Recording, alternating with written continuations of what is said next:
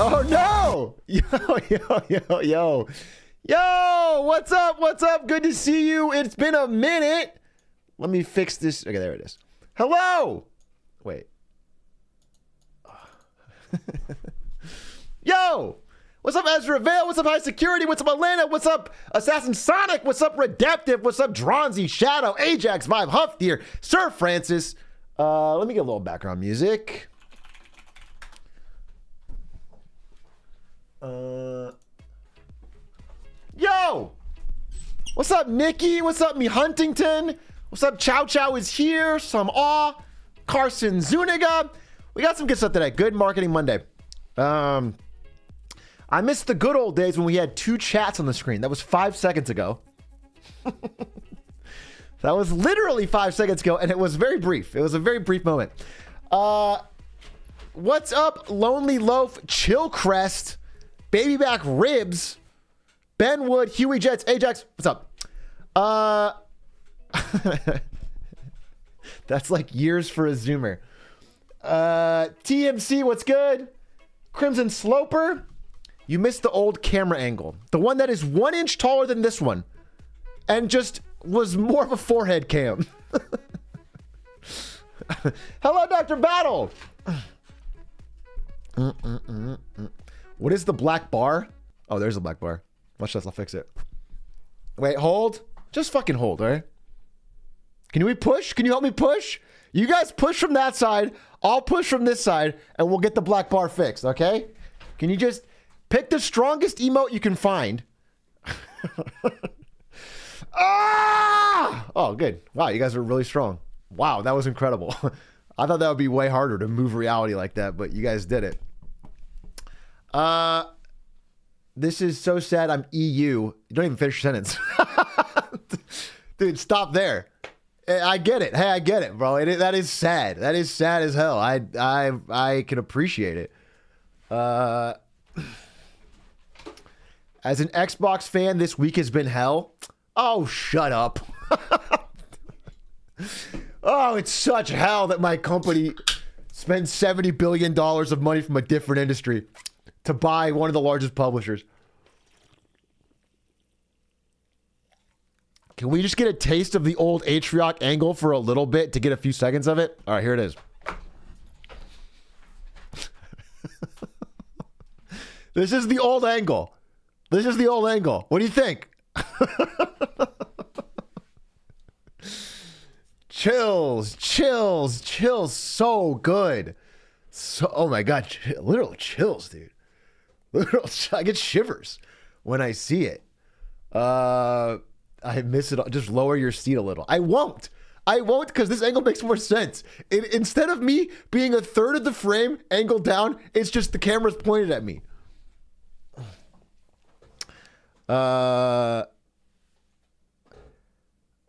My favorite game of all time is Monopoly on Xbox, and now Monopoly is finally coming back to Xbox. Hey, yo. Clever. I hope you didn't practice that, though. I hope that came to you naturally. Because you've been sitting here while I've been not streaming for a week and you've been ready because you know I've been talking about this today, and you had this little joke ready, then it's not funny anymore. It's stupid. But if it's on the top of your dome. I was supposed to work from home today, but instead I spent 5 hours trying to beat Dark Castle on Chimps mode. Bro, you have learned the wrong lessons from this stream. You've taken the worst aspects. That is the worst, most degenerate part. You see the Bigger A Clips channel? I did. He did a good work. I might hire him. Straight up, he's done good work. He's like editing shit, and it's all for free, which is crazy. I might pay him something, because why he's doing a lot of work for nothing. Big A, are you born to fly? Question is, are you? All right? Are you guys born to fly in the coming war over Taiwan? Because it sounds like China is. That's their biggest movie. As a Threads major celebrity with 15 followers, this week has been huge for me. Wow, it is an honor, sir. It is an honor to have you in this chat. We have an authentic, one-of-a-kind Thread celebrity in here.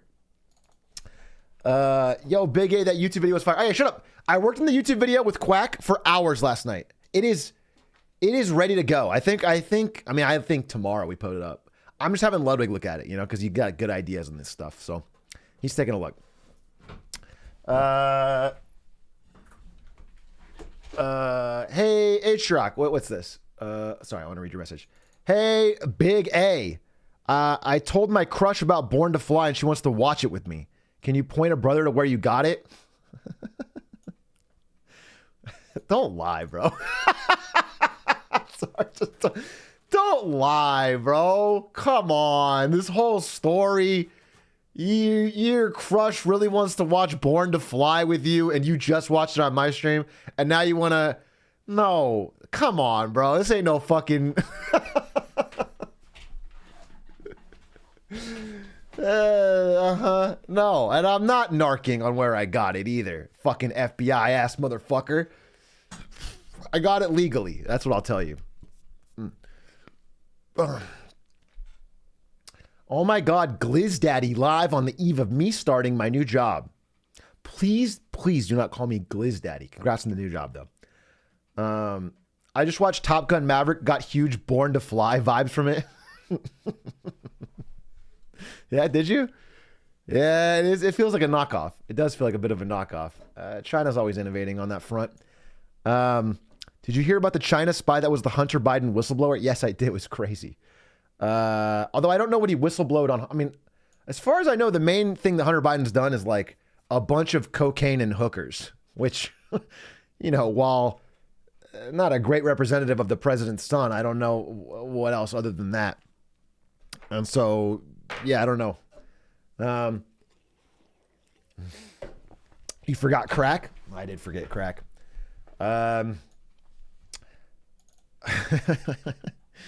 It kind of gives a youthful energy to the Biden camp, though. I got to be honest with you. I was supposed to be working from home today, but instead I watched the Bionicle movies. Well, good. You want me to congratulate you? Is that what you want? Why do you tell me those things? What do you want me to tell you? I think that's probably a bad idea long term. I think if you consistently skip your obligations to watch the Bionicle movies, you will end up regretting it. That's what I don't want to validate you entirely. Bad take, fake fan. You just called Hunter youthful and he's like mid-50s? No, that's not what I said. I said he adds a youthful energy to the Biden camp. You understand that's the baseline is 900 years old. A 50-year-old who smokes crack is like the youngest thing there. It absolutely it energizes the whole situation. It's like for example, the average age of a young Sheldon watcher is like 57 years old. So for every like 20-year-old that watches it, you have to balance it out with a fucking 88-year-old. You know what I'm saying? The average age is already so high that it brings it down. Hunter is your age, right? No, Hunter is not my age. Don't fucking. Two Mogs, thank you for the prime. Hockey and Legos, thank you for the 16 months. Reputed Buffalo, thank you for the prime. Air J Doge, thank you for the 16. Kokuru Beats, thank you for the 20. Zach Hack, thank you for the tier 1. TTL Now, thank you for the 11. Late Night Wife Alert, thank you for the 20. Genevis with the 4. Blondeds, thank you guys for the subs. I do appreciate it. I know I've not been streaming in the past couple days, but it's all part of a larger plan. I'm pretty motivated, actually, as of a few days ago. Me and Quack were in a call just working and talking, and I was getting good. And also I worked a lot on today's thing, so lots to do, lots to talk about.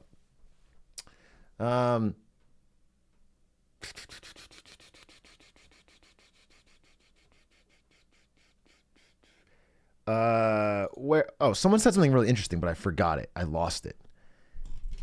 Hey, H-Shrek, I just want to, I found out that, wait, what? This is your first time chat message? H-Shrek, I just found out that 3 months later, that Game Rant wrote an article about my cousin who lost 130 Elden Ring hours from file corruption. Okay. That's your first time chat? Are you promoting the article? What do you want? That's got to be so dated. Game rant, 130 hours Elden Ring. This is from April. Bro, what the fuck? Why did you tell me this? Why is this your first chat message? There's so much to unpack here. Yeah, I mean, I'm sorry. I just don't know why I should care. I'm sorry. I mean, by now he could have gotten it back. If he honestly, the best thing he should have done. Oh, I still have my fucking live split open. Scroink, and then let's get the chat back. There it is. And then, okay. What he should do is just copy my playthrough because I beat the game in world record pace. So just copy exactly what I did and he'll be done in no time. I think everyone I talk to is always telling me that that I'm the fucking master of Elden Ring.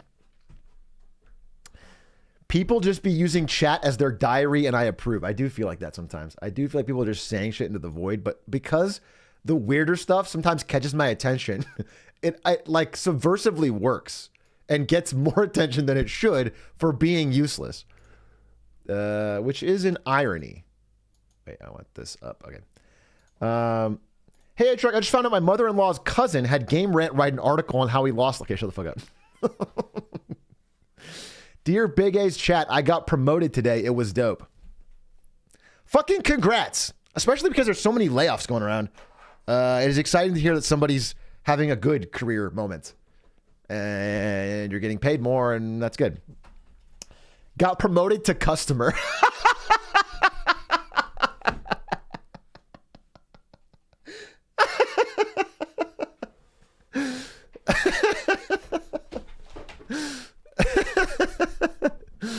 Yeah, okay.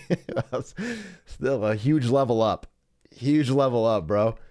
Got laid off on Friday, Sag. I'm sorry to hear that, but you are not alone. I got to be honest with you. I was seeing this stat from...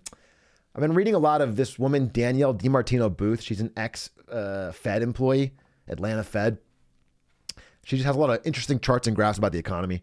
And she was saying that 92% of Americans live in a state that has higher unemployment claims month over month. So like all states, but I think 4 have unemployment rising significantly month over month in the past 3 months. So, you know, it's not good. It's not, and that's not even part of Marketing Monday today. I just wanted to share that.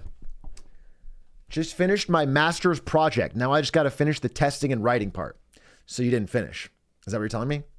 You haven't written it yet?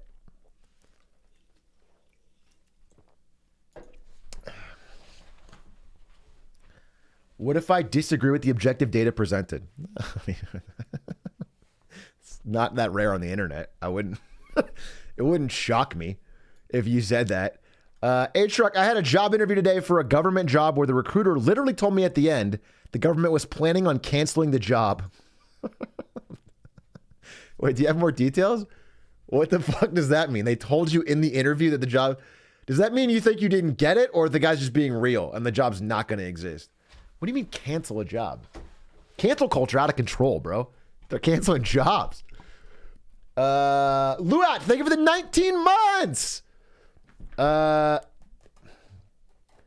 Is Marketing Monday going to be presented with any pauses for finding the charts and such? Praise. First of all, don't be so fucking picky. Second of all, yeah, I think it might actually. I got a really good setup for at least the meta versus thread, or the threads versus Twitter stuff. Are you gonna play the Hollow Knight fan DLC? Yes, 100% this week for sure. Pale Court, it's called. Don't fucking disrespect it by not naming it. What is this? Saw this and thought of you, Atrioc. Could be anything. This is a risky click. This is a risky click. What is it? It is a Northern Lion clip, okay?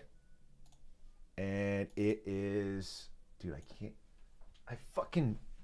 maybe this new angle is bad because I can't fucking move my scene. There, okay. What is it? Every 2 years? No.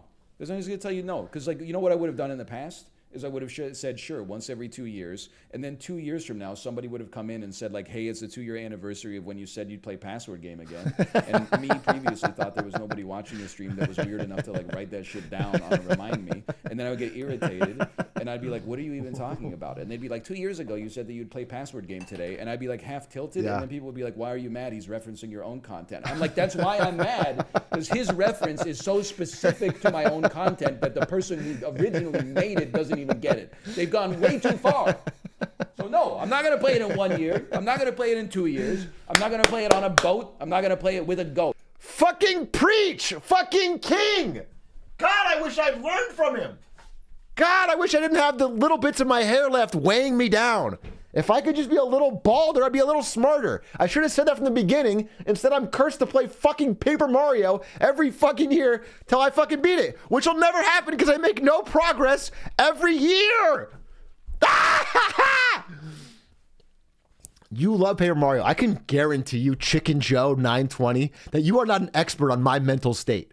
I can guarantee you don't know more about my feelings towards Paper Mario than I do. And I'm going to tell you loud and clear, to your face, because I have a good angle on it now, I don't love Paper Mario. I don't enjoy playing it. It's not a very fun game.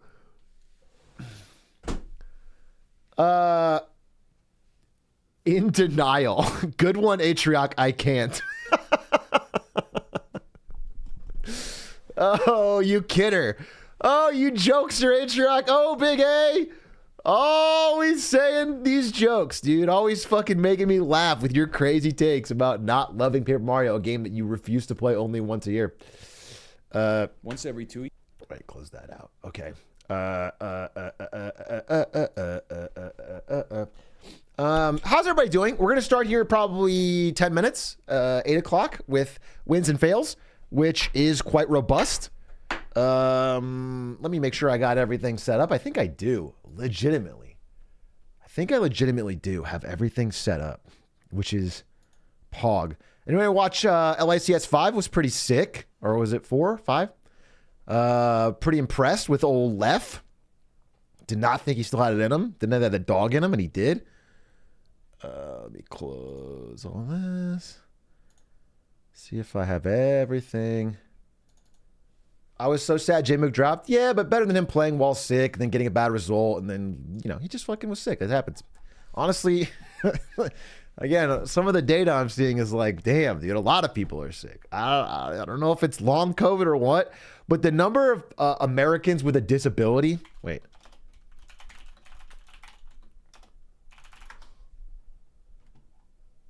Is like insanely high. It's like it's rising so fast. It's absurd. So I don't know what the fuck's happening. It could be the microplastics.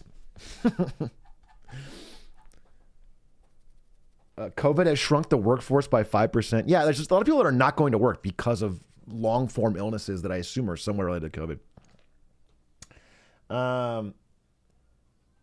Disability pays more than regular unemployment. Is that true?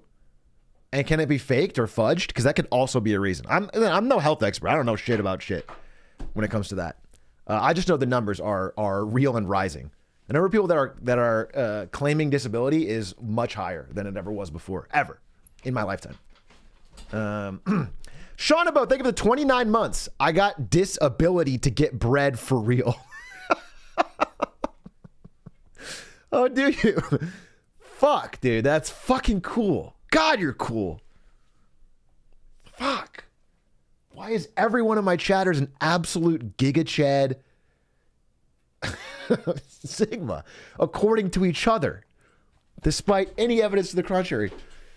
It can be fudged for sure, but also there are probably a lot of people who are borderline who are now saying fuck it. Yeah, I mean, possibly. I want to look more into it. I've seen the chart, and the chart's stark. I'm gonna steal that and post on Threads, dude. That is an epidemic right now on Threads, which is because I am still using both. I still flip back and forth between Twitter and Threads. I'm gonna talk about it today, but there's obviously reasons to use either one right now. They're not fully replacing each other for everything, and there's so much reposting. Anytime anything gets a lot of likes on Twitter or on Threads and vice versa, you'll see 10 people repost it on the other one, trying to get the same. So it's a real fucking It's a real sludge. Thread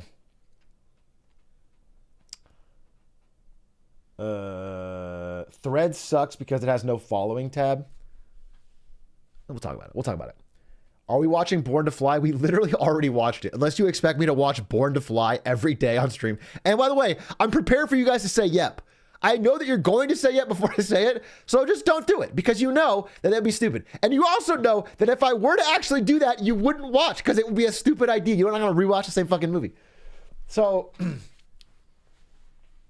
you'll notice new things in the second watch. I think we'll notice how boring it was, to be honest. Like, it was only fun because of the uniquely China things about it. But the actual plot of the movie is like remarkably boring for a blockbuster. Remarkably. Like, it's literally about test pilots testing a plane. It gets into no real combat. I didn't understand it the first time. It was like they were speaking another language. No, that was just the soundtrack. That was like, it was like a Tenet kind of thing. Honestly, I promise you, it wasn't Chinese. It was because, is Oppenheimer about testing a bomb? I assume they showed the actual explosion. I'm excited for Oppenheimer, cautiously. One, because I watch Peaky Blinders, so I like Cillian Murphy. And two, that's it. That's it. No, I mean, what if Oppenheimer was real? That'd be too dark of a story. I think we're going to do the Barbenheimer double feature. That's the plan. Barbie in the morning, Oppenheimer at night. I guess my real problem with Oppenheimer, my worry is that the movie is so fucking long. I wish they would bring back, and this is going to sound boomer, because this never actually existed in my lifetime. What happened to intermissions, bro? I want like in an hour and a half, you get to go get snacks and take a fucking stretch. I want a fucking intermission. That shit, I've only had it like if you go to like a play or something, but a play is just as long as a fucking movie nowadays. 3 hours. I think every 90 minutes you get a little break, a little breakies. You get to piss, you get to get drink, you get to get popcorn or a snack. We still have those. RRR. I don't know what that means. What does that mean? RRR. I'm 33 years old, and that is the most boomer take I have ever heard. Really? In your entire life? That's the most boomer... RRR on Netflix? Wait, what?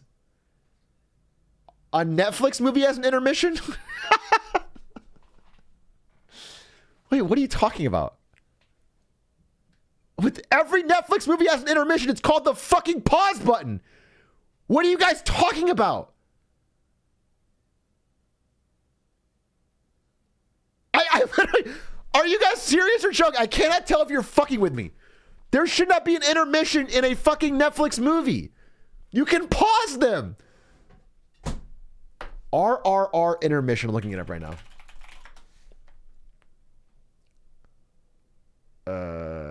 RRR is now on Netflix.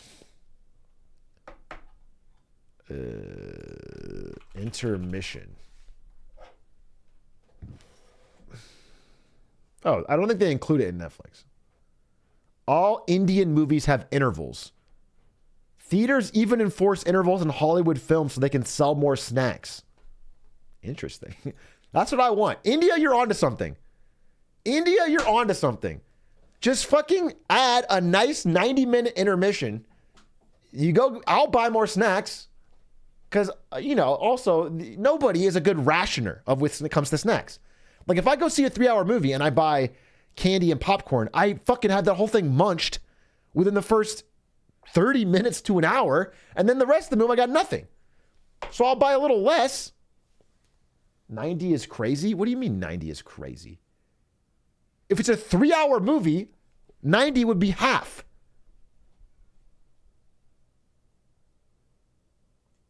Oh, you guys think I'm asking for a 90-minute intermission?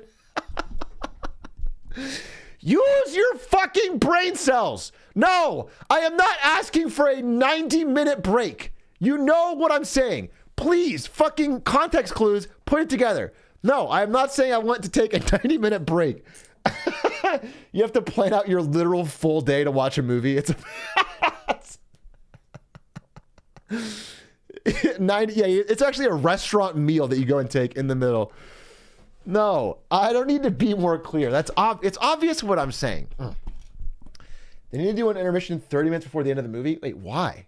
What? I'm sorry. Why your idea, which is weird and stupid, and not my idea, which is right in the middle, which is the perfect time? What if the movie is 100 minutes and there's a break in the last 10 minutes? If a movie is 2 hours or less, no intermission. Fine. But if you're over 2 hours, then at the halfway point, you have an intermission. That is the Atrioc law. That is the rule. All right? And I think many people, I think the silent majority of people would vote for this. I think this would be I think if I were to run on that platform for president, I could sweep. Because I won't talk about anything else. I won't talk about any other political hot button issue. I will just talk about how movie theaters need an intermission on long movies. And everyone's gonna be like, yeah, I kind of agree with that. And then I'll sweep fucking 48 out of 50 states.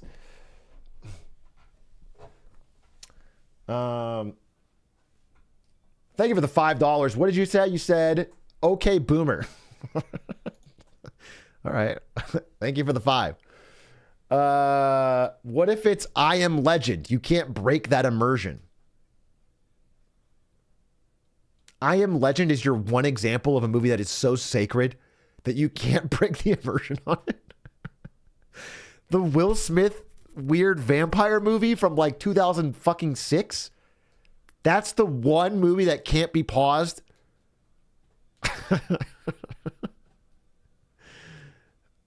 It's not zombies. Who's saying it's zombies? They're like vampires, bro. I'm pretty sure they are vampires. I Am Legend vampires. Vampires are the antagonists of I Am Legend. You say it's unpossible. You don't even know the fucking villains.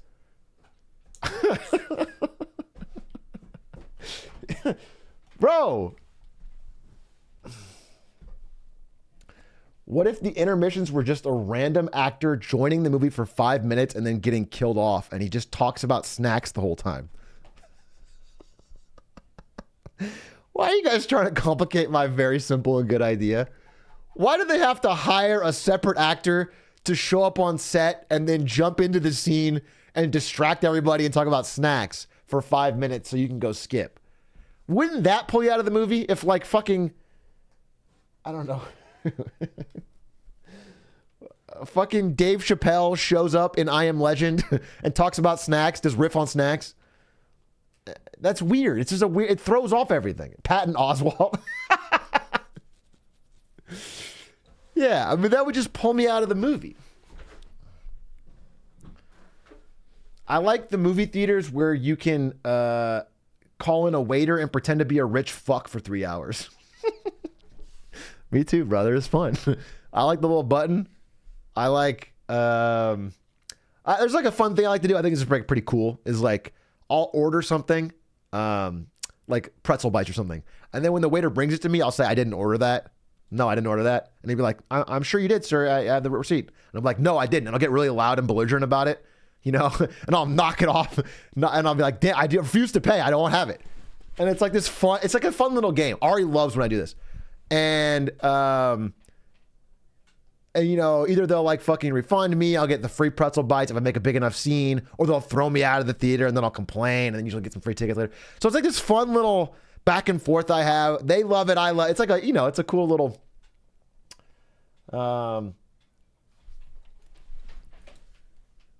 do you agree we should ban babies from going to the theater?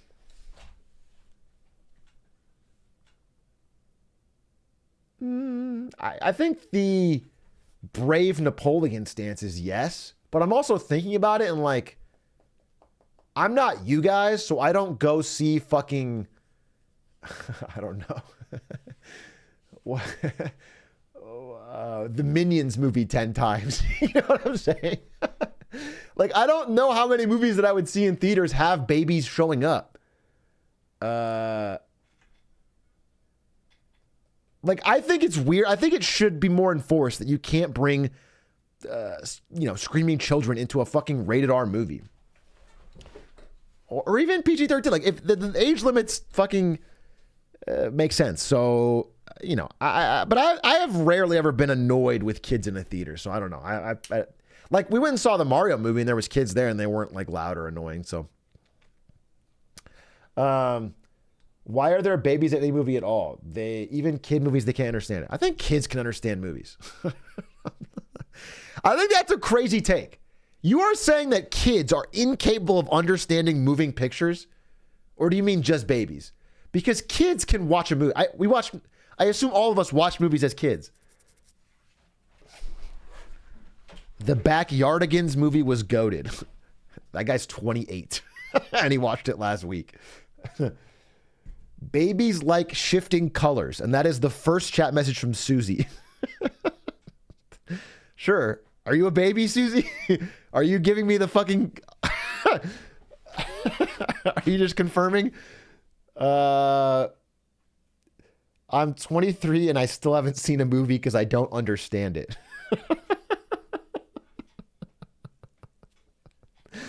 Okay. Okay. How about some Marketing Monday? How about that? How about some Marketing Monday, bro? Let me see if I got everything set up. Where we were at? Oh, wait. I wanted to show you guys something cool before I get to it. What the hell? Where is it? What the hell? Oh, first thing I wanted to show you, because we might watch a Dr. House tonight, TBD, after this. Wait. First thing I wanted to show you was really fucking pog, actually. And you're not even gonna believe it. Your mind is gonna, there it is right here. Here it is, these two things. These are fucking pog champ. All right, here it is. Oh no, that's not it. Fuck. No, that's not it. That's not it. Oh wait. It's this. Come on. Oh, this right here. This one. And then this one. And this one. These are all interesting things that I want to show you guys that I think you will absolutely like. Wait a minute. Okay, here it is. So, this is just something that I saw on Twitter. It was like apparently a TikTok live recording. I have not seen TikTok live, but this is apparently real and there's like people are making money. I feel like I'm watching the world end. Mike, ice cream so good. Thank you, Lopez. Slay, huh? Ice cream so good. Ice cream so good. Yes. Ooh, yes. Yes. Take you, Blake. Take you, Jace. Gang. Take you, George. Take you, I don't know. Take you, Tay. Take you, I am. What is this? Ooh. Yes. Gang. Yes. Gang. Yes. Mike. Ice cream. Like what? Can someone explain it to me in a way that I understand? Like, what is this? Is it even a person? I think it's like a human soundboard that is just responding to the different emoji payment things. Like if you pay for the ice cream, she makes the ice cream noise. If you pay for the hat, she does the gang. But like, she's just sitting there responding to the money. But the money is only coming in. It doesn't make sense. Like, I don't understand it. Dopamine overdose.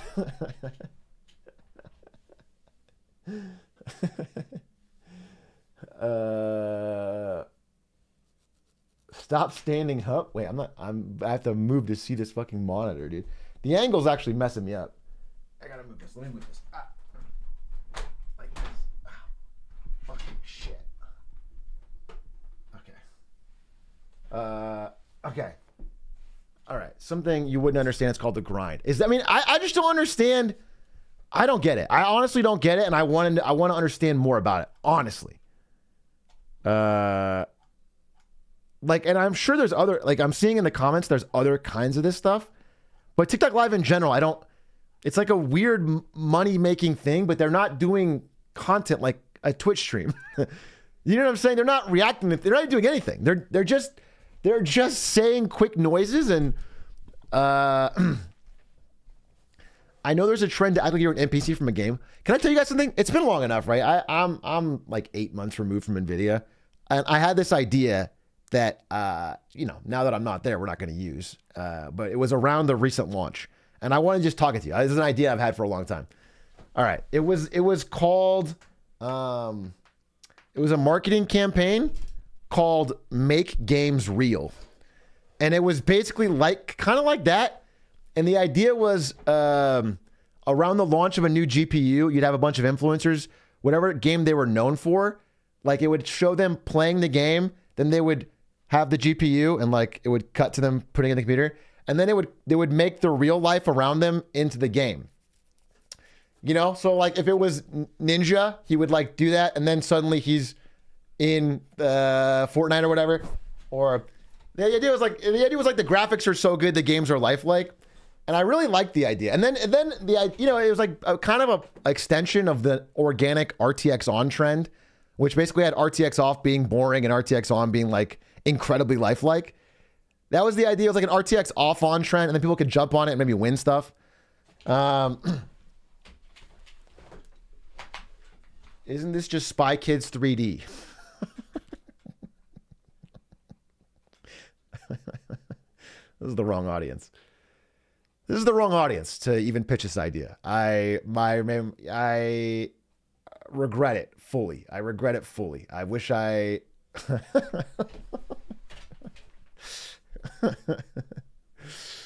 No, one of the ads would not be PewDiePie on the bridge. I just think the idea would be solid. I think it would be like a good, fun way to communicate basically one of the best organic messages that are coming about RTX, which is that it makes games really lifelike. But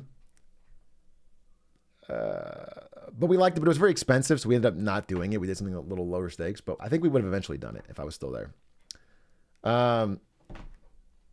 The winner could be the guy. What does that mean? What does that mean? The winner could be the guy.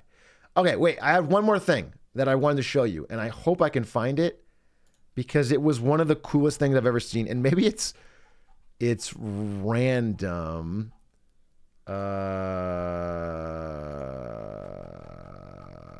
Did someone else see this? Can you find it for me? Because I actually think I've lost it. It was a guy playing like, do you know that game where two sides roll the ball and they try to get as close as they can to a different colored ball? There's like red balls, green balls, and a yellow ball. And they try to roll it to get to the, is it bocce ball? It's not called soccer. It was called, I think, bocce ball, right? And there's this guy. It was the most incredible thing I've ever seen. He rolls it through the middle of two other fucking... This is Spy Kids 3D. You linked me a video of Spy Kids 3D. And I saw this just recently. Like, I saw it yesterday. And I wanted to share it with you guys because I thought it was fucking cool. Someone please share this with me. Here's the link. Pigay, please look at it. If this is Spy Kids 3D, I'm banning you. You didn't tell him yet, did you? I was getting around to it. Deceivers. I'm banning you, but we'll watch it. Let's watch the beginning of it. You're banned. There's no other side. You'll be imprisoned in the game. Game over. We're not letting you shut down this game. Now you're gonna see just how fast that counter of yours can count back. I'm not even gonna watch the whole thing. That's far too long. All right, no fat pancakes. Good run, dude. Good fucking run.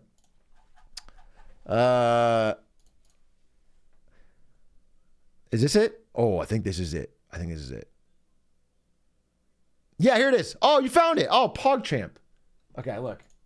This is insane.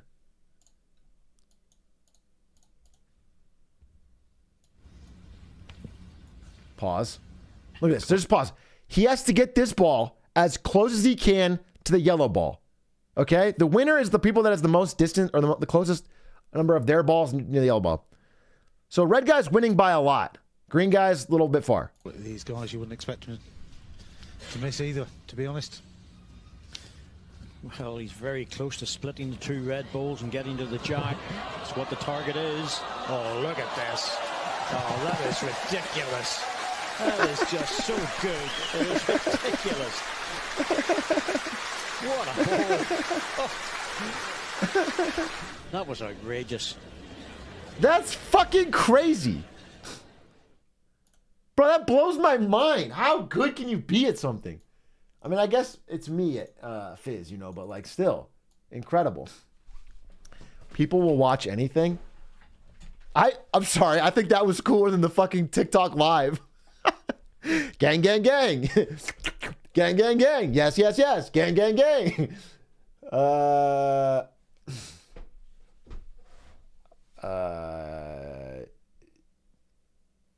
He's like the mango of that sport. Drunk, I guess. Bro, if you guys didn't see LICS this weekend, Mango did fucking kind of quit out in the middle and play Dr. Mario, which kind of pissed me off a little bit. But he got a game, so. He did get a game. He did get a game. We need to return to the Scorpion. I mean, if he'd have won, it would have been the coolest thing ever. So I guess I'm not that mad. Dekas, think of the 21 months. Chaos and Coffee, think of the 7. All right, let's get to it. Let's get to it. I'm running late.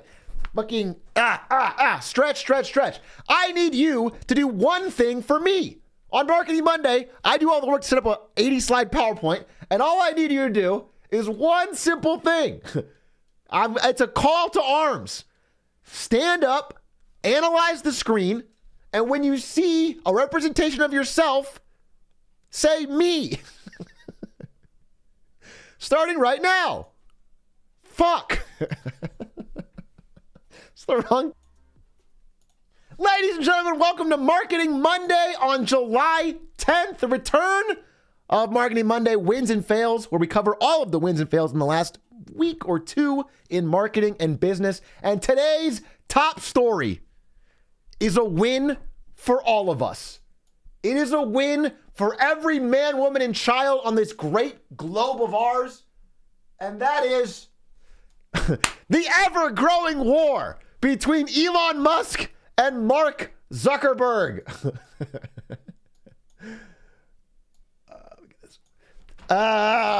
Originally, these two were supposed to fight in an actual cage match. Two 40s and 50s-year-old pasty white tech billionaires literally punching each other in the actual Roman Colosseum. That's what we were supposed to get. It would have been the coolest thing ever. It would have been, according to Dana White, the head of the UFC, it would have been the biggest fight ever in the history of the world. And they would have done a $100 pay-per-view, and we could have all pirated it and watched it here on Twitch, which would have been amazing. Now, unfortunately, we're probably not going to get that. But if we had, my money would have been on ZUCK. Because he actually fights jiu-jitsu. He did the Murph challenge, which is like 100 pull-ups, 100 miles, 100 push-ups or whatever. You know, he might have lied about it, but apparently he did it. My money would have been on ZUCK. By the way, a little side note, a tiny side note before I continue. I should not know this about Mark Zuckerberg. I should not give a shit what his personal hobbies are. I shouldn't know that he does jiu-jitsu. I shouldn't know he does the Murph. The reason I know this is because he has done one of the greatest PR come-ups in the history of the world. By comparing himself directly to the only billionaire that is more polarizing and hated than him, he went from Lizard Man to like an American hero.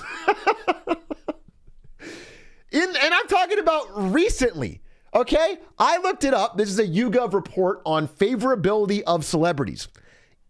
He is now the #1 rated businessman, highest popularity for people under 40. That's fucking crazy. Because if you go back to just November of last year, it's like 32% very unfavorable. Adults fucking hated him in November 2021. I'm sorry, 2 years ago. In this brief period of time, he's gone from universally hated, creepy, weirdo lizard man to like a champion of like being the Chad, dude. It is an incredible turnaround, and it's all at the expense of Elon Musk. So I shouldn't know that it's jujitsu, but I do. And that's why my money's on him. Now, Elon Musk would disagree with me on this. And in fact, he said openly that he has some martial arts expertise as well. He said on Twitter that although very dated now, I trained in judo, kyokushin, full contact, and most importantly, no rules street fighting. Sheesh, dude. Giga Chad. Elon Musk is a no rules street fighter. Now, I looked into Elon Musk's past to see if he had any evidence of this so-called no rules street fighting. And you know what, haters? I found it. I found it. Because when he was a child in grade school, he bullied a guy whose dad committed suicide. And so that guy pushed him down some stairs and he had to go to the hospital. No rules, baby. No rules. Talk about no rules. What a cool guy Elon Musk is, dude. By the way, it was funny because this story came out because of Elon Musk's dad, who said, yeah, basically Elon deserved it. Like, Elon got put in the hospital, and his dad was like, yeah, I looked into it, and, like, he really pushed that kid too far. This is a true story. This is how that story came out, which is fucking crazy. So, he's been in no-rule street fights. This guy knows his way around a street fight. But unfortunately, perhaps fearing another hospitalization, Elon Musk's mommy stepped in and canceled the fight. As far as we know right now, the actual cage match is canceled because Elon Musk's mommy stepped in and said it couldn't go on, which is not a great look. Again, if you're trying to out. By the way, it's just funny because if you're trying to out Chad Mark Zuckerberg, that bar is so low. That is so low, and he's not even close to clearing it. So anyway, his mom canceled it off. So instead, this is still a win because we are getting the next best thing to an actual physical fist fight. We are getting two billionaires engaged in a good old-fashioned business fight, baby. Threads versus Twitter. The showdown is here.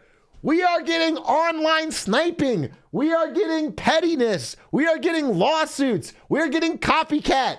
We're getting a good old-fashioned business fight, and that is what we love to see here on Marketing Monday. So let's go in to this brand new showdown, Threads versus Twitter. Oh, fuck, I skipped a bunch.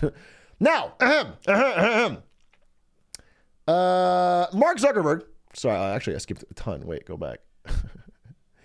No, we're here. Okay. Mark Zuckerberg might be a lizard man. Okay? That's unconfirmed.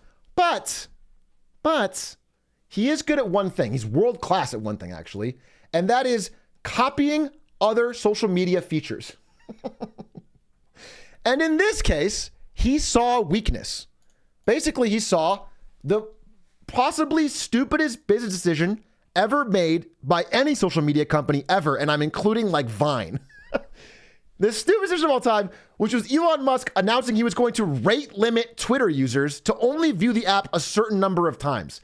Now that, for a growth-based social media company that makes money on page views for advertising, he basically said, you can only watch a certain number of users, which was a miserable, stupid idea. So Mark Zuckerberg, who had already been working on a Twitter competitor, Threads, ever since Elon took over, basically pushed his team to launch early. And that is why they don't have DMs. That's why they don't have hashtags. That's why they're missing a lot of features they're going to have eventually. It's because he pushed them to launch at this moment where Elon was weakest and looked the most foolish. The anger with Twitter is at an all-time high. And in the first 5 days of launch, again, on the day of launch, Mark Zuckerberg posted his first tweet in 12 years, which is the copycat Spider-Man meme, openly acknowledging they just fucking yoinked it,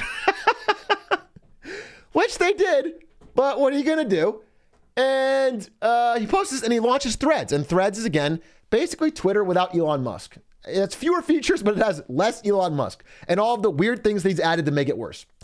And within 5 days, they've hit 100 million signups, which I want to contextualize for you is fucking crazy. Way higher than I know they were expecting, and way higher than almost anyone would expect. I mean, that is absurd. And I want to give you some more context on that because it's only been 5 days. 5 days, 100 million is fucking crazy. To give you context, Blue Sky was like the closest Twitter competitor we had as of 6 days ago. And they have 50,000 users. People were talking about Blue Sky like, hey, this might be an alternative to Twitter. This might eventually blow up. They got 50K people. That is like a fucking, Asmongold stream. That's nothing. I mean, that's just one, that's the whole platform. They have 100 million in 5 days. Again, further context. This is time to reach 100 million users for different apps. It took Uber 70 months. This is months. 70 months to reach 100 million. Spotify 55 months. TikTok 9 months. ChatGPT 2 months. Threads 5 days. This is the fastest time to get 100 million for any app ever in the history of the world. For whatever reason, again, you can include the fact that it's tied to Instagram. You can include the fact that he already had, built-in advantage. You include the fact that Twitter's melting down. All these reasons are true. Regardless, it is still a crazy fast level of growth. It is still much higher than anyone would expect. Now, this is before they've even launched in Europe. Again, Threads is currently not available in Europe because Zuckerberg Classic, it harvests so much data, it is illegal there. Again, it turns out people don't really care about data harvesting. They say they do, but it doesn't change their fucking... But it does so much data harvesting, it's illegal in Europe, and they're figuring it out. But right now, it's still not available in Europe, and they still get 100 million in 2 days, which is crazy. They'll eventually get this figured out. Also, it's banned in China, as in literally no one in China can use it if they don't have a VPN, and it's still number 5 in the store there. People are downloading it, knowing they can't use it without a VPN, and it's still hitting number 5. So we're in a fucking unprecedented time. Zuckerberg has a real win on his hands. This is, for any app, would be considered a massive success, and there's just no getting around these numbers. I want to put these numbers out there because they're very important. Like this is a hardcore success, and Meta stock price reflects this. We'll talk about that later. And it's having a real impact on Twitter. So I want to show you, this is Twitter traffic based on Cloudflare site hosting. People actually going to the web domain. It is declining. It has spikes on parts of the day, certain parts of the day, but there's clearly a downtrend ever since Threads launched. There is some portion of people that are going to Threads and they aren't coming. I'm using both, but they aren't coming back. And that is scary because Elon Musk, when he paid $44 billion for this app, made a lot of promises about growth because the app doesn't even make sense profitable as is. Even if he hadn't fucked up anything, kept it exactly how it was still not a great investment. He needed to grow it massively. And right now it is declining from where it was a year ago. And so I zoomed even farther out. This is from the time Elon first walked in with a kitchen sink into Twitter headquarters. And this is now. He has been unequivocally, universally bad for the app. And again, this is all about low bars that he can't clear because I think Twitter was pretty poorly run before. Jack Dorsey only showed up to Twitter like fucking 2 months out of the year. It was pretty badly run before, and he has officially made it worse. To further add to this thread, God damn, I'm funny. I found App Store rankings. This is today. Threads is number 2. It's been bouncing around between number 1 and number 2 since it launched. Twitter has dropped from 14 to 22 to now 38 in App Store downloads. I mean, this is a serious problem. I think people saying this is not a threat are crazy. This is the biggest threat Twitter's ever faced. This is a serious problem. Again, this is only after 5 days of launch. I mean, imagine if a TikTok competitor launched tomorrow and TikTok was knocked down 24 places on the App Store ranking. Like, even if people said, TikTok's better, That's weird. That's crazy. That would be scary for anyone at the company. And so, obviously, the one word that comes to my mind when I see all of this bad data is concerning. I'm not saying it's over. We're in the early innings of this fight. What I'm saying is what we've seen in the first 5 days is concerning. And I think there needs to be some looking into it. And just to kick him while he's down, though, even ZUCK made fun of that. If you go to ZUCK's Threads account, he's been dropping concerning with laughing emojis as a fucking parody. He's been having the time of his life over there.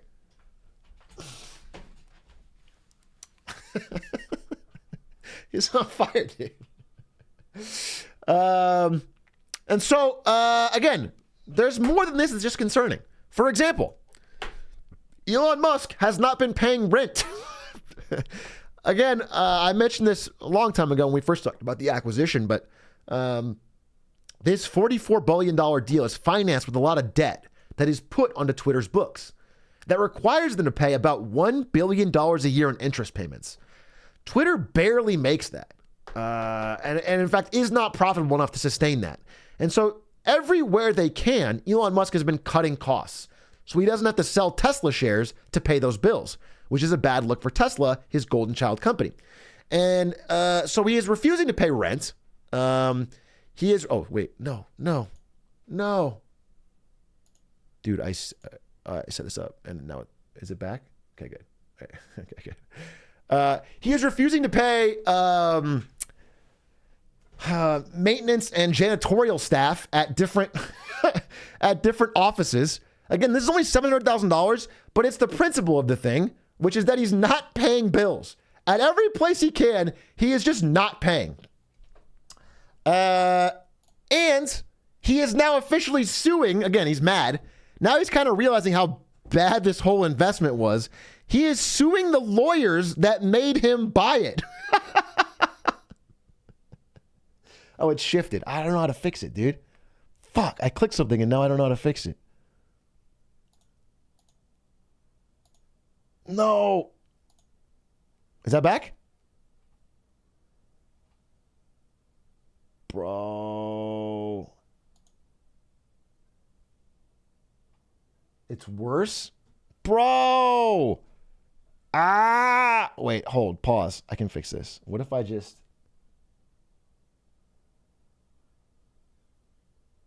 like this? Okay, hold. Pause, champ. Hold. Fixed. Maybe? Bro, bear with me, dude. Okay, can we get... I mean, is anyone noticing this new system is better and flows better? Okay, there's a couple errors. There's a couple kinks. It's like threads. But overall, it's flowing better. Okay, we have this nice background. All right, it is improving. It's only gonna get better. White border, fucking get over it. How about that? All right, well, I was here. So, not paying, and he's suing. He is suing the lawyers that made him buy Twitter. Basically, the ones that had connections with the Delaware courts that basically made him lose the case about bots and all that. So he actually had to pay through. So he's suing them for $90 million and publicly berating them. Wachtel brags about how many former Delaware judges work at their firm. They specialize in, they're basically calling him corrupt. He's basically pissed. He's firing in all directions. Additionally, he didn't stop there. He brought the lawsuits directly to Meta themselves and is suing Meta on day one of Threads launch for basically stealing their idea, stealing their IP, openly addressing Zuckerberg himself. Meta has engaged in systematic, willful, and unlawful misappropriation of Twitter's trade secrets and other intellectual property. Now, this lawsuit has no fucking chance, especially because the main thrust of it is that that Mark Zuckerberg hired former Twitter employees who then used their knowledge to build Threads. Well, whether true or not, There is much evidence that Elon Musk basically asked them to do exactly that. Now, Elon Musk says competition is fine, cheating is not. Interesting. But he also said, back when he fired them, I would like to apologize for firing these geniuses. Their immense talent will no doubt be of great use elsewhere. When he cut 80% of staff. Okay? When you show up with the kitchen sink and you fire 80% of people, they're gonna find other jobs. And by the way, Meta has also denied that they used anybody from Twitter. Now, that remains to be seen, but I literally think the case here is very weak. Unless there is a strong non-compete in their contract, and also their contract would probably be void because he refused to pay severance. So again, he shot himself in his own foot many, many times here, and none of these fucking lawsuits seem to have any chance of working out. He's also being sued from all directions from all the creditors he's not paying. It's a lot of headaches to deal with while you're also being assaulted by a much bigger, by a heavy funded competitor. So, how about the platforms themselves? I want to talk about that. And again, I don't want to let ZUCK off the hook here. ZUCK looks good in comparison to Elon. But ZUCK is still a weirdo billionaire, dude. He's still a guy that, like, is weirdly into meats and has done some already, classic Zuckisms on this new app, including tying it to your Instagram account so you cannot delete it without deleting the other one. The second you sign up for Threads, it links your Instagram, and if you try to delete one or quit Threads, it deletes your Instagram so you can't. It's like a saw trap. It kind of locks you in. That is a classic weirdo kind of monopolistic behavior where you use a more successful product or service to subsidize or improve a weaker one so it can outcompete competitors. I mean, that's classic monopoly behavior. It's weird. And it's all part of the larger plan of Facebook to integrate all of their apps, Facebook, Instagram, WhatsApp, everything on the back end, so they are very hard to split apart by any like antitrust and anti-monopoly government service. Their whole goal is to make it very hard to split them apart so that they can't be split apart by government. And he also, by the way, right after Elon did all the layoffs, that was the only time Zuck ever complimented him. Because he said, yeah, that was a great idea, and then did a bunch of layoffs of his own. He just did it after Elon did, so Elon got all the bad press, which is like smarter, but still kind of evil. He just did it in a smart way. Now, again, they paid severance, and therefore it was like much less of a story. They fired people because they had hired too many, and they paid severance. Again, it happens. Not that big of a deal, but it is funny that he waited for Elon to do it and then did a bunch. So, again, Zuck's not the king over here, but he's playing this a lot better. And so they're fighting over the platforms themselves. Now, I spent a lot of time on both platforms, and this is Elon Musk's take. Threads is just Instagram minus pics, which makes no sense given that thirst pics are the main reason people use that app. I think Elon Musk is talking very specifically to mostly his use case. I think Elon's a little bit down bad ever since Grimes left. I think he's self-reporting a little bit. I think a lot of people just post like dog pics on there. Like me, I post dog pics.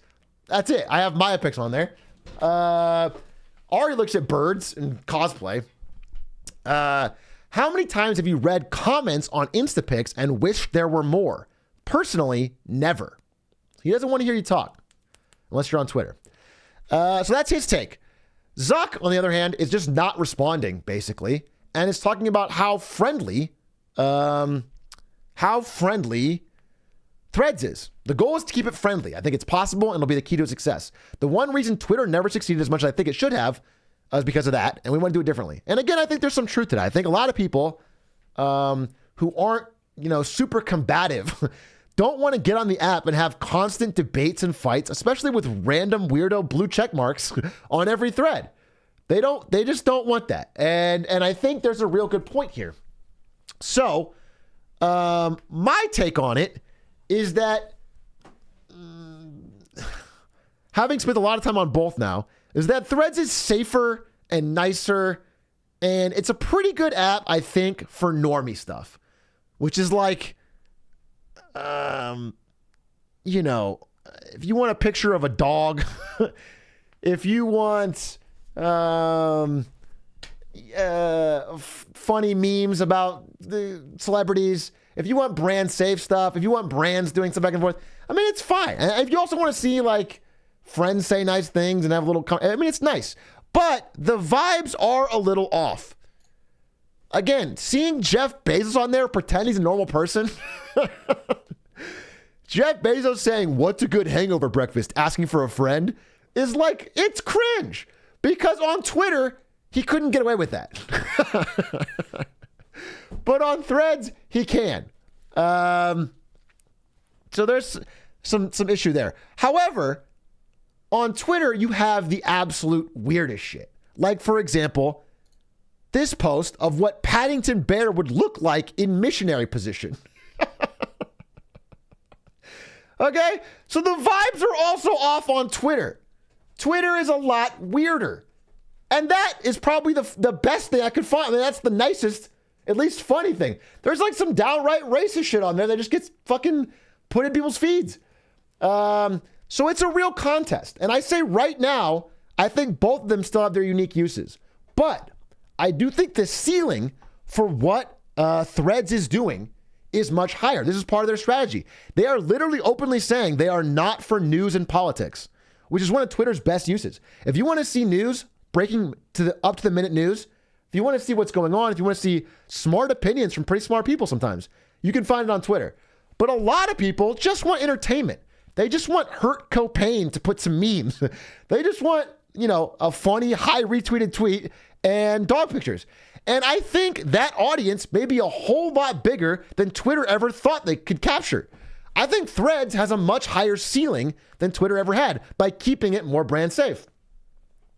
And I think they're openly trying to do it. I think actually, much like in the 90s, how Microsoft openly gave money to Apple to keep them alive because they didn't want to be seen as a monopoly. I think Threads kind of wants Twitter to exist. So all of the real weirdos can be debate lords on there. I think Twitter being kept barely afloat to have politics and election stuff and debate and keep all of that off of Meta's back is actually good for them. They prefer it. And that is why the market agrees. The launch of this has been fantastic for Meta stock, who's already having an amazing year. The signs are good. Zuckerberg has had an amazing bounce back from an absolute collapse in this stock from the metaverse crap. And this is 135% year to date, which is fucking crazy. Great start. And so, also, I will just say this. While the vibes are nicer on Threads, especially for me right now, I don't know that I can hate someone who is so openly petty.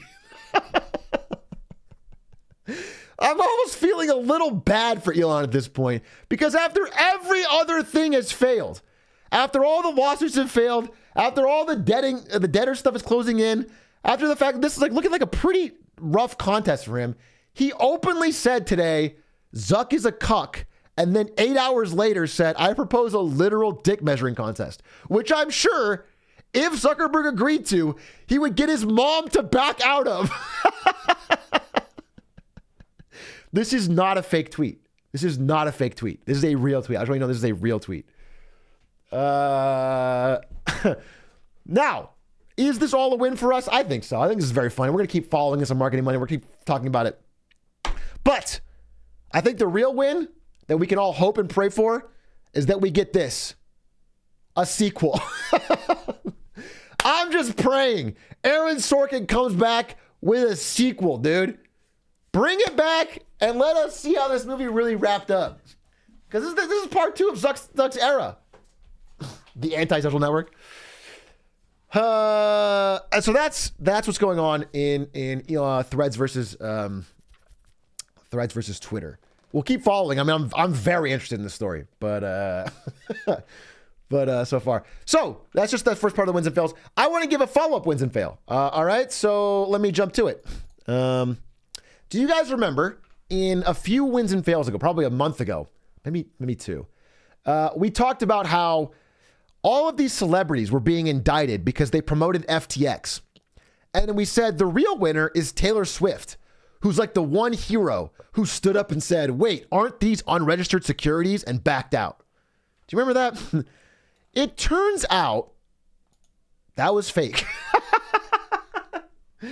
It turns out that was a product of incredible marketing by Taylor Swift's PR team, who basically planted that story and turned it into an amazing win for her. It turns out Taylor Swift did not stand up in the meeting and say, aren't these unregistered securities? Which I guess does sound really weird in hindsight. It turns out Taylor Swift signed the agreement for like $100 million to promote FTX, and then Sam Bankman-Fried backed out.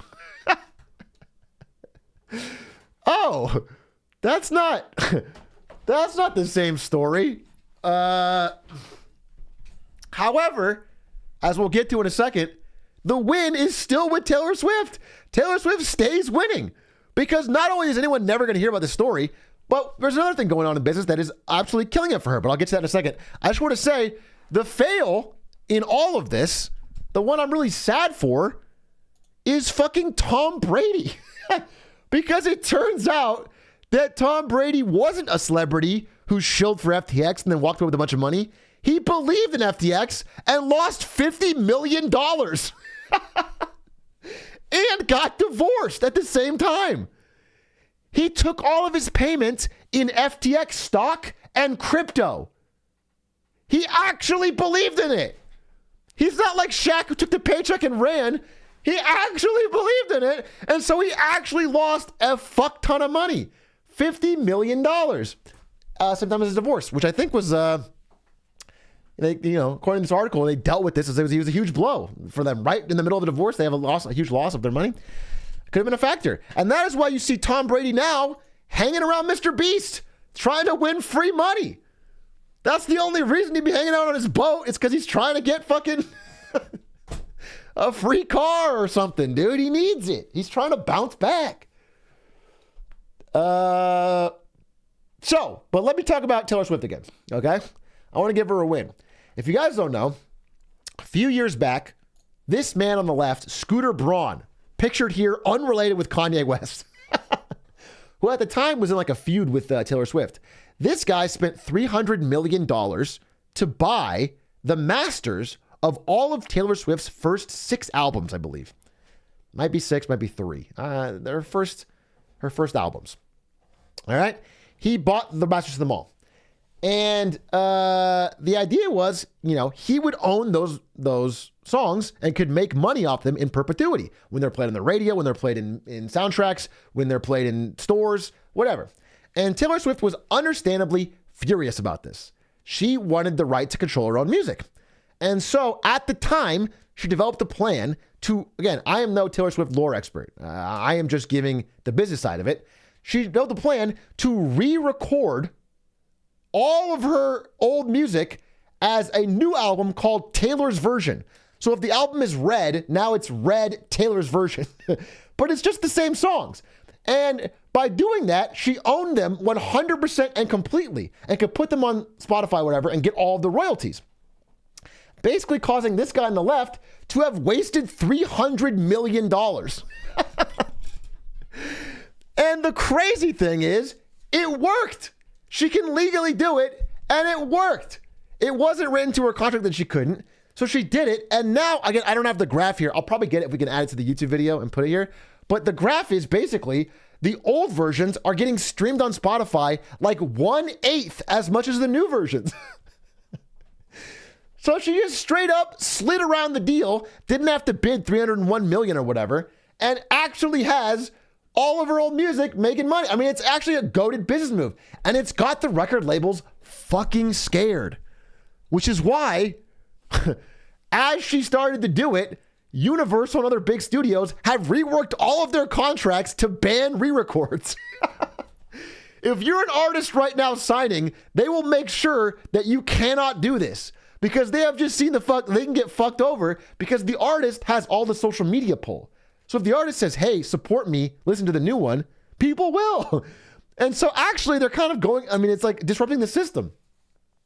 And so even though Taylor did not actually pull out of the FTX deal, she has made an absolute giga chad business move in the past couple of years that I've just sort of become aware of. So big dub. Now I want to get to some fails because I like to keep you updated on where I think the economy is at. And I keep saying, not so good. It turns out this is a guy called Car Dealership Guy who gives pretty up to the minute information on people's purchase habits when it comes to cars. And it turns out people are swimming in debt, especially when it comes to car purchases. 2 out of 3 consumers who agreed to a $1,000 a month monthly payment for their car. Again, this is people that are leasing cars at over $1,000 plus a month have agreed to interest rates between 8.5 and 9.6. Absurdly high interest rates on $1,000 plus payments. This is impossible to sustain. This is not sustainable. This is like, maybe a mini version, but like 2007 with housing prices. People will default on these payments. And so the win here is for repo men. Who's that repo TikTok? the Repo Reaper. This is Repo Reaper's fucking, he's going to be printing TikToks. The amount of people that are not going to be able to make their car payments is just astronomical. These payments are not sustainable, especially as we're already getting the highest delinquency rates in 17 years. People are late or behind in their payments because they're just too high. People are signing up for absurd stuff. And credit cards and consumer loans is at all-time highs. All-time highs.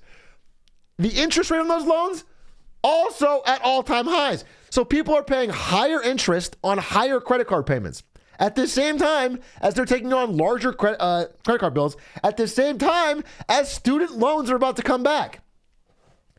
So in my mind, I am thinking we are set up for basically a large credit crunch in the United States that's going to shut down access to credit, which is going to slow down the business cycle, which is going to lead to more layoffs. And I am not, I don't have a crystal ball. I'm not on foresight. I'm just looking at the data, and I think, by Q2 of next year, this stuff the math has to math on this stuff. So it remains to be seen. But to me, it looks really bad. And the entire market right now is still doing fine. If you look at the NASDAQ, if you look at the S&P 500, they're still up. But largely, this is because of 8 companies. There is 8 companies right now, the elite 8, Google, Meta, Nvidia, Microsoft, Apple, Amazon, Tesla, I think. Maybe Netflix. These 8 are holding up the entire market, like the only green stocks. Everything else is flattened down. And a large part of this is because people's 401ks, if you're an employee, you maybe know this, part of your paycheck for a lot of jobs will go to a 401k retirement plan. And what that does is it invests your portion of your paycheck into the market. And when it buys the market, it buys market cap weighted. So if the money is flowing in, and most of 75% of every dollar is going to these elite 8 companies. It is buying companies that are the biggest chunk of the market cap. And so when these finally break or fall, or if they have a downturn, it's going to be devastating to the retirement savings of everybody. And that's scary. That to me is scary. So all I want to say is I'm a little bit worried about the economy, but I don't think it's a bad thing. And that's because Tom Cruise is back, baby. Big win. Tom Cruise is back in theaters. Mission Impossible, Dead Reckoning. And who cares about that annoying economy stuff? Because they have a really cool, and I mean really cool, TikTok ad. I have to find it. Here it is. Here it. No, wait. Okay, got it. I found it. Here it is.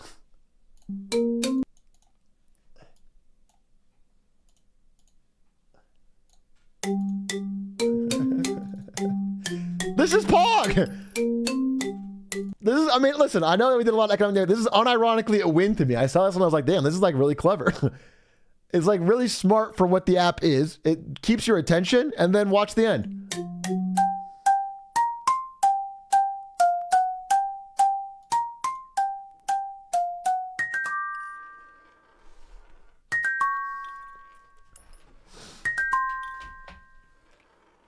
Is this CGI? It's more than impressive because I didn't know that.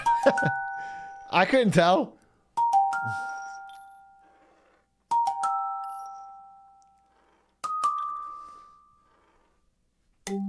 Look at loops. Seamless loop. Holy shit. Gee, extremely satisfying. They got 763,000 likes on that. It got cross-posted everywhere, and they got articles about it. And that was like a very simple fucking ad. So I was impressed. I'm impressed with simple ads that work well. I think that was smart. So yeah, you know, whether or not the economy goes down, at least we got Tom Cruise back in theaters, baby, doing it big. The same weekend as Barbie. Actually, it's probably going to be a pretty good weekend for theater stocks and theaters in general because the Barbie, Oppenheimer, Mission Impossible triple threat buzz is pretty high. A lot of people going back. Wins, fails. Okay, yeah. Anything else? Wait, hold up.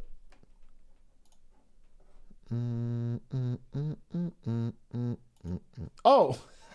Yeah. Okay. I forgot about this. Okay, fail. Next one's a fail. No, you know what? This is a win. Because life will try to beat you down. You know? Life will try to tell you the facts. They'll try to tell you all these things you can't do. And they will try to say, this path is wrong, this path is right. You know, you should do this, not this. Don't follow your heart, don't follow your dreams. And every now and then, there's some people that will just defy common sense and try something that everyone else thinks is impossible. That's why I want to tip my cap and I want to give a salute to the people that in this past week spent an additional $200 million on worthless Bed Bath & Beyond shares. The company is now long bankrupt. And there is still people that are buying the dip. $200 million more dollars flowed in to Bed Bath & Beyond shares this week after every store has closed and the name Bed Bath & Beyond has already been stripped and sold to a different company, Overstock.com. They don't even have the name anymore.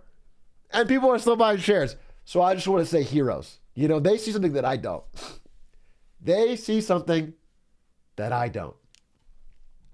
By the way, last thing. I forgot to end this. I wanted to say this. On Threads versus Twitter, I was thinking about it. And I was like, okay, what is the one thing? Because Elon clearly can't win this war. What is the one thing Elon could do to get Twitter back in everyone's good graces? And I started to think about it. I was like, well, Twitter is really good for current events, breaking news, and like that. And I was talking, I think it was to Led actually. And I was like, you know what would really be good for Twitter right now is World War III.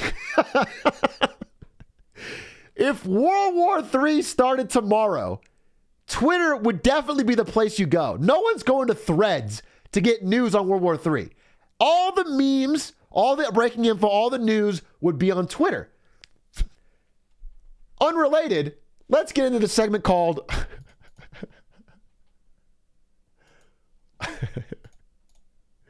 Wait. What's up, Beijing? What's up, Beijing? What's going on in China? What's up, Beijing? Well, I think the word on the street is... Sorry, I need to get...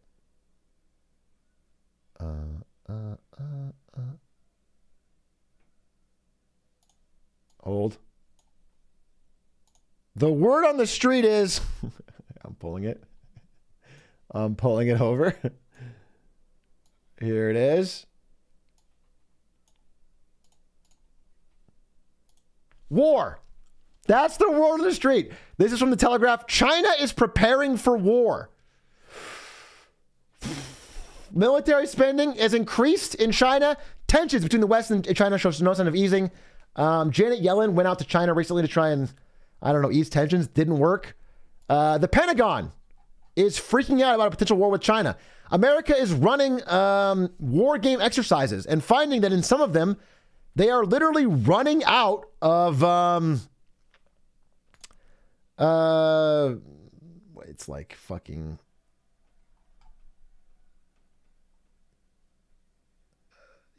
long-range air-to-surface missiles. In these war games, again, the U.S., while having in many cases superior technology, doesn't have the manufacturing base to support continually making long-range air-to-surface missiles. So in these war games, in these examples, this is a general talking, they're running out. They're running out, and then China's manufacturing base is kicking in.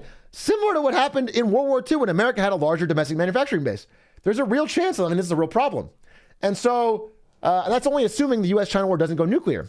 Tensions keep ramping up around Taiwan because, first of all, that is where all of the world's chip supply is made. Not Lay's, not Doritos, not Fritos. Chips, fucking semiconductors, things that are in your PlayStations and your cars and everything. It's all made in Taiwan. And China wants to own Taiwan. They've been gearing up for it for a long time. Now, Taiwan does not see conflict as imminent. But again, even Taiwan is preparing for an invasion. They are spending money and time on building defenses for a possible invasion or an isolation when their internet gets cut and all of that. So there's a lot of evidence that things, again, there's a Hemingway quote about how this guy went bankrupt, which is slowly and then all at once. I kind of feel like tensions around Taiwan are just ramping up slowly, but then eventually we hit the all at once. I think it's kind of, I'm not seeing any de-escalation happening, and I'm hoping it happens, but it seems like people are just putting more and more money and time into building up stockpiles around defending Taiwan, which is not good. And again, Xi Jinping recently had a speech where he told his military to deepen war and combat planning. So whether or not this actually ends with actual combat, God hope not. We all pray not. Nobody is backing down on the rhetoric front. They're all posturing and talking tough, which is concerning, which is very concerning. And so while I have no other update on going on in China, I have to say that this is not a good look. And this is only not extending just from military, but on the economic front. So there's there is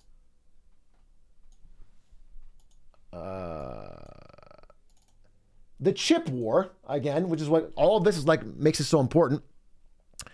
Joe Biden signed a law that basically banned the export of high technology to China. So certain NVIDIA chips were blocked, a lot of things. There's basically, this is what talked about. We watched the Chinese movie Born to Fly on stream, and they talked about the Great Tech Blockade. It was a real problem there. They really care about this Great Tech Blockade. And in response, China has kicked off restrictions of their own. They've blocked the import of raw materials that is used to create these chips. So again, China is one of the world's largest sources of silicon and all these and materials that go into chip making. They've blocked that. So the trade war is also escalating. So we're having this back and forth on trade, which is causing a lot of companies to get caught in the middle. And they're having this escalation of talk about military action, which people aren't talking about it a lot, but it, to me, is a bad sign. It's all trending in the wrong direction. Gallium and germanium. That's actually what was doing this get blocked. So again, I have no follow-up on this other than we'll keep watching it. But I think the geopolitical situation in China is probably the most important actual thing in the world today, with the most within the next 3 years being some kind of real issue, unless something changes. Something has to change for this to not to come to a head. And I'm excited to see what that is, and I hope something happens. But I just want to keep you guys informed. So that, my friends, is Marketing Monday wins and fails for today. Thank you for watching, and tune in next week because we're going to do these every week. We're back on schedule. Thanks for watching Wins and Fails. Hope you enjoyed. Now, I do have a full Marketing Monday to also do about FTC versus Microsoft in the case of Xbox, basically buying Activision Blizzard. I have a Marketing Monday on that. But I'm worried that it's going to be instantly dated because within 24 hours, it's looking like the judge is going to release the actual results of the case. So I think what I might do is do it tomorrow when I can actually see the results and it's not an instantly dated video. The judge keeps I mean, they haven't done it, but it's supposed to be today. It's supposed to be Monday. They haven't done it, but it's got to be within. It's going to be very soon. So I think I will do it tomorrow. Again, I have the PowerPoint. I have this on the board. I'm ready. It is ready to go. But I think I end it kind of weekly because I don't know how it's going to end, and I'd rather wait till tomorrow. Though I will say, if you guys want like a little preview, I have noticed. I was just looking for options bet on Activision Blizzard, and there's like an absurd amount of like, I mean, this is like a really hidden Twitter thread, but there's a lot of people that are spending absurd amounts of money basically betting short term that Activision stock is going to spike, basically saying that they're going to win this case, which means somebody with a lot of money knows something that everyone else doesn't. So while I don't support this buyout, I have a lot of takes for it. I'll talk about it, in the presentation. It feels to me like somebody already knows that the fix is in here. I mean, someone already knows what's going to happen because this is a huge bet. Additionally, there was right before Microsoft first announced they were going to buy Activision Blizzard, I remember that there was this guy called Barry Diller, a billionaire. He made a massive bet 2 days before they announced the buyout. He made a massive short-term bet that made like, I don't know, fucking $100 million. And they asked him about it. He's like, simply a lucky bet. And it's like, bro, shut the fuck up, Barry Diller. You 100% had insider knowledge. You 100% cheated the markets. This is not a fucking lucky bet. You just happen to one day wake up and say, I'm going to make a fucking $100 million bet that Activision gets bought tomorrow. It's fucked, dude. It's fucked to get away with this. I hate this insider trading bullshit. But same thing's happening right now. So in my mind, it makes me, unfortunately and disappointedly, pretty confident that like the Activision deal is going to go through. He has a nice tie though. You think? Is that even... It's kind of Shrek-esque, which is pretty cool, I guess. He has a Shrek vibe to him. All right, I like him. You know what? He's a good guy. Who cares what he did? He's a good guy. Nice tie. And also, I watched the trial. I've actually done a lot of research on the trial now for this Marketing Monday. And I will just tell you guys, the judge in the trial has two things that I think scare me. Number one is... huge boomer energy. huge boomer energy.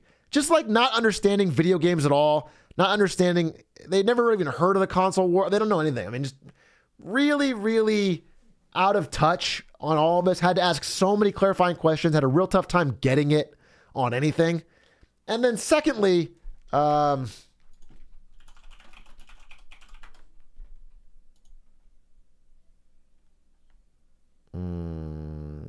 she has a son who works at Microsoft. So that's something. Her son, her eldest son, who she loves, just got hired at Microsoft. Now, a watchdog group asked her to recuse herself and basically get a different judge, and she said no. Okay, cool. Giga Chad. Used to be some kind of judicial ethics, but that's fine. So that's my update. Again, I can do this tomorrow. I think I'll do it as soon as the trial result is revealed. But I just think the video is going to be instantly dated. I want to make a video of it. Again, I'm motivated. After yesterday, I had a long talk with Quack. I'm very motivated to make YouTube again. I've been kind of wallowing a bit. I've been kind of sitting around. And also, I've been really bald. And now, I got my hair back to at least where it was. And Quack is motivated. And so I just want to make some videos. And I'm going to do it. I'm going to make some videos. And, whatever. I'm excited. So if you're interested in that, if you're not, no problem. The unsubscribe button is totally available. But if you are interested, I'm excited to make them. So that's what I'm going to be doing.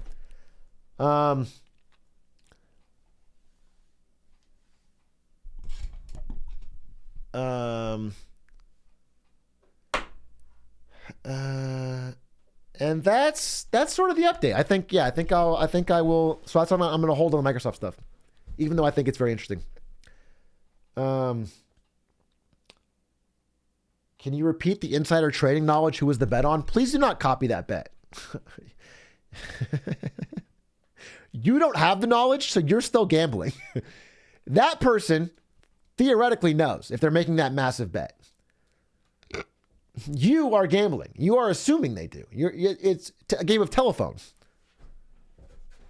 But what they made was a huge amount of bet on call options, short-term call options, that Activision Blizzard stock would spike this week. Basically saying the judge is going to announce the deal has gone through, which will cause Activision Blizzard stock to rocket up to the purchase price, which is about $90-something. That's it. That's what'll happen. So,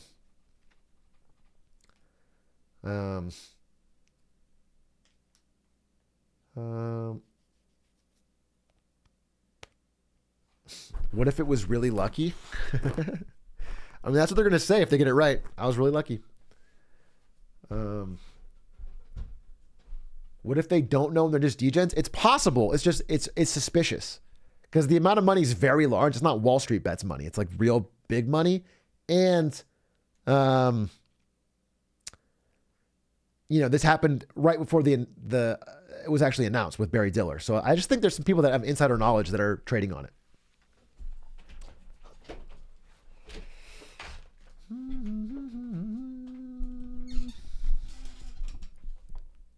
They asked the son of the judge if she's going to do right by her boy. Yeah, again, that's crazy to me. It's crazy to me the judge in such an important $69 billion case is allowed to have a son that works at one of the companies. Not a grandson, not like a nephew twice removed, like her son. Is insider trading even illegal anymore? Only if you're poor. If you're rich, insider trading you can laugh at it. The last person to get in trouble was Martha Stewart.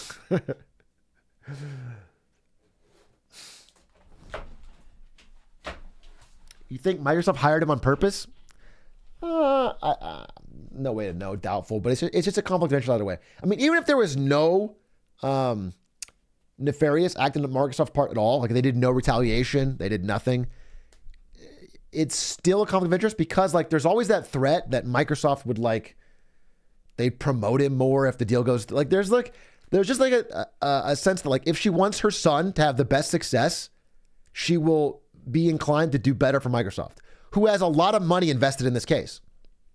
And so like by any cause of judicial ethics, they should just not allow her to have this case. Like there's other judges, they just swap it out. It's like very normal practice in a different time in this country. And now we can't do it anymore. And he was hired at the start of the case. He was hired. Yeah, he was.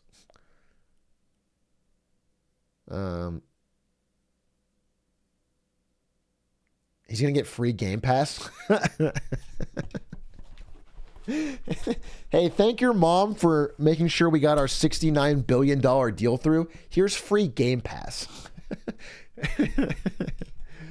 Game Pass fire, though. I don't disagree with you. But I will say this, and this is part of my presentation. There was a guy, a Supreme Court justice named Louis Brandeis. I don't know how to say his name. How do I pronounce it, actually? Let me get it right. Louis Brandeis. Brandeis. Louis Brandeis. This guy. And you might think, oh my God, who the fuck cares about this old boomer? But I think he's one of the coolest people that ever lived in this country. One of the only people that ever fought against monopolies well. He was like a great voice for antitrust, great voice for small businesses, great voice for competition. And he has like this really fucking Giga Chad quote. I'm going to see if I can find it. Yeah, here it is. Okay. Wait, I got it right here. Okay, let me pull him up. The quote is, "Thoughtless or weak, the unorganized consumer yields to the temptation of trifling immediate gain and sells his birthright for a mess of pottage. becoming himself an instrument of monopoly. Basically saying that when companies dangle a shiny thing at you in the short term, people will fucking give up on any thought they had of preventing monopoly later. They will, whenever Game Pass is cheap for now, they will say, I don't give a shit. Whatever they want to do, let them do it. And then in the long term, when prices are raised and shit sucks and everything is concentrated in the hand of a few companies, they go, what the fuck happened? And I think he was really spitting. I think he was on fire with that. I think it was actually one of the coolest things ever said. And I don't know. And it's something I read a book about this guy, and I think this guy's super fucking chatted. And if I had to like summarize everything I believe in, it's like, it always comes down to, I'm a strong believer in like the value of competition, and I'm anti-monopoly in like every sense of the word. I think monopolies are the biggest cause of so much of the ills of society today. That and money and politics. Those three things like are just so important to me. And that guy was pretty chatted about it. So, what if the shiny thing is really cool? What's funny is the shiny thing will always be cool, even if you don't give them what they want. They just pretend that's the only way to get it. But they will still make the cool thing because that's how you win in a marketplace. I have 10 different emails because a Game Pass costs $1 for sending with a new email. That's smart. Although they are raising prices. So anyway, that's my thoughts on it. And that's Marketing Monday for this week. And I will give you the update when I have more. But thank you for listening. Thank you for watching today. That was fun. Maybe we'll watch something. But also, maybe I will just go work with Quack. Let me think. I do want to get that video locked, cocked, and barreled. I'm also saying this. Let me just tell you this right now. I took some days off over the weekend. I appreciate the subs. I really do. Thank you very much for the support. I might take more days off in this coming week as I get everything going. My goal is not to be 100% consistent on streaming days. My goal is to be 100% consistent on Marketing Mondays and back to YouTube. So I want to I want to say something that I really want to stick to, which is that I want to have a wins and fails every week on Monday. And if that means skipping Saturday and Sunday, then I'll do it. I really want this to be a tradition that I actually stick to, which is that you can rely on it at this time every Monday to get news and like updates on what's going on. So I'm going to be doing that. That's what I'm going to do. That's my plan for this week. I want that to be more, that's more important than me than like doing a random day where I stream a little bit Hitman, stream a little Fortnite or whatever. I want that to be like, even if you don't watch me, you know, if you fucking watch someone else, but you watch me on Monday, that's cool.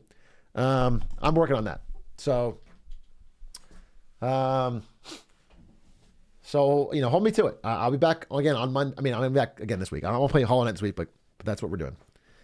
That's my plan. And then hopefully I get everything back to schedule and good, but like that's because I just have a lot going on right now and I want to get that on schedule. I'm going to get the Fortnite win too. I think Squeaks is down to play Duos Fortnite. Also, Stans. Also, EE. Also, Linkus and Maze. Oh, Ari agreed. Ari agreed that to do a double date. So we're going to do a double date. Linkus, Maisie, me, Ari, squads, Fortnite. So eventually we'll do all of these and hopefully I can get a fucking victory royale once in my life because I still haven't got one. But yeah, doing all that. So what should we do right now though? It's 9:17. I want to end by 10. What should we do right now post Marketing Monday? Do you think House? I kind of want to watch House MD, bro. How about that? How about we just watch a fucking episode of House MD? What season? Season 2, baby. All right, we're gonna watch House. No Community. We are on season 6 Community, and we're waiting until the movie gets announced. We're gonna watch season 6 in the lead up to the movie, so that we're ready. You understand? So we're holding on Community. All right, let me pull up House MD. So when we last left off of House MD, wait, I gotta show you this. Bro, I've got to show you this. I showed this to fucking, so I do not subscribe to the House MD subreddit. I don't do it. Please believe me. but I've been talking about House out loud, and I think it fucking records your microphone. I legitimately think it records your microphone because I was on my front page of Reddit today, and it showed me this.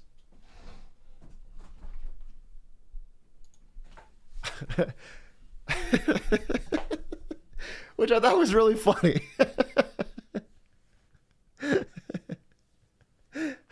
How is this never mentioned by House? Wait, what? That was very funny, and so I sent it to a Spectacore. I thought that was very fucking funny. And they're just posting this. Like, this show's been off the air for fucking, I don't know, 12 years. And people are just on that subreddit posting memes like this for no reason. So I thought it was very funny. All right, let me get the episode and we'll watch it. Take this time to get some water and some snacks and shit, okay? Please.